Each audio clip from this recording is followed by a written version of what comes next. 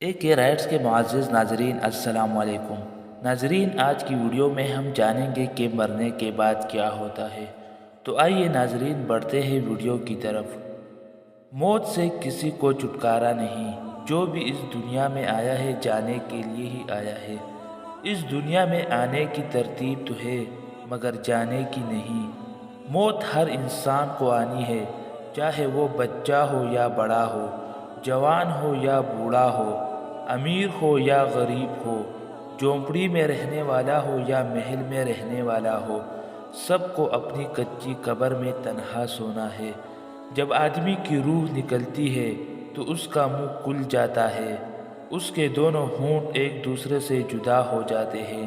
انسان کی روح اس کے پیر سے نکلتی ہوئی اوپر کی طرف آتی ہے۔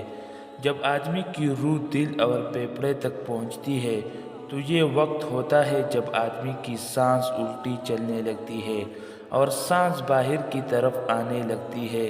یہ وہ وقت ہوتا ہے جب چند سیکنڈ کے اندر انسان پہلی بار اس دنیا میں فرشتوں کو اور شیطانوں کو دیکھتا ہے۔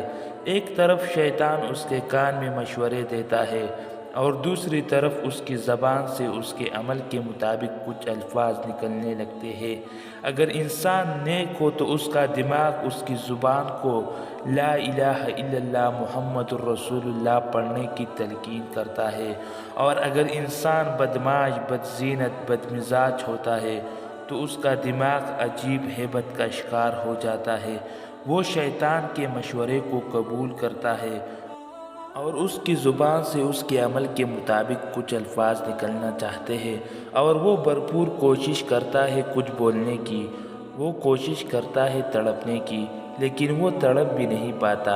اور یہ سب کچھ اتنی تیزی سے ہوتا ہے کہ انسان کو اور انسان کے دماغ کو اس دنیا کی کوئی بات سوچنے کا بھی موقع نہیں مل پاتا۔ انسان کی روح نکلتے ہوئے اس کے ذہن میں زبردست تکلیف ہوتی ہے، لیکن وہ تڑپ بھی نہیں پاتا، اور اس کے بعد اس کی پوری جسم کی روح اس کے خلق میں جمع ہو جاتی ہے۔ اور یہ وہ بات ہے جس کو قرآن مجید میں بیان کیا گیا ہے۔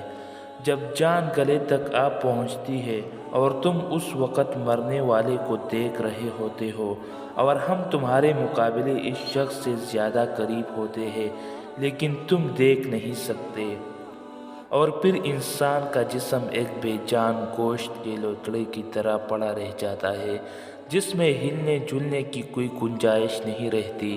آخر میں خلق اور دماغ سے روح نکل جاتی ہے اور آدمی کی آنکھیں کھلی رہ جاتی ہے، اس کی پلکیں پلٹ جاتی ہے، اور اس کے بعد خلق اور دماغ کی روح بھی کھینچ لی جاتی ہے، اور پھر انسان کی زندگی کا وہ سفر شروع ہو جاتا ہے جس کا احساس اس دنیا میں موجود لوگوں کو نہیں ہو سکتا۔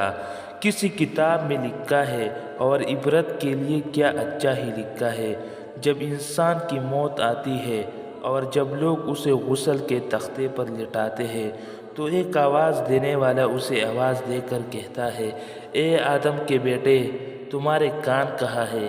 آج کس چیز نے اسے بہرا کر دیا ہے؟ آج تمہاری آنکھیں کہاں ہے؟ کس چیز نے انہیں اندھا کر دیا ہے؟ آج تمہاری صاف ستھری زبان کہاں ہے؟ کس چیز نے انہیں گونگا کر دیا ہے؟ تمہاری دولت کہاں ہے؟ کس چیز نے تمہیں دوسروں کا محتاج بنا دیا ہے؟ پھر جب اس کی لاش قبر میں رکھی جاتی ہے تو ایک پکارنے والا اسے پکار کر کہتا ہے، اے آدم کے بیٹے، تم نے دنیا کی دولت جمع کی تھی یا دنیا نے تمہیں اپنے چنگل میں پھنسا رکھا تھا؟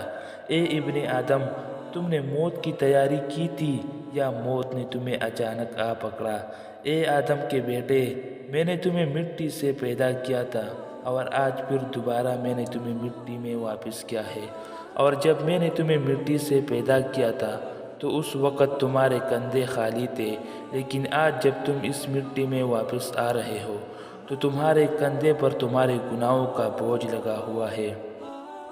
اور جب مردے کی پہلی رات ہوتی ہے، قبر کی پہلی رات، تو ایک پکارنے والا اسے پکار کر کہتا ہے، اے آدم کے بیٹے، آج تم ایک ایسی رات گزارنے والے ہو جس کی صبح میں کوئی مؤذن اذان نہیں دے گا، جس کی صبح میں تجھے کسی نیک عمل کی طرف نہیں بلایا جائے گا، کیونکہ نیک عمل کرنے کا وقت گزر چکا ہے۔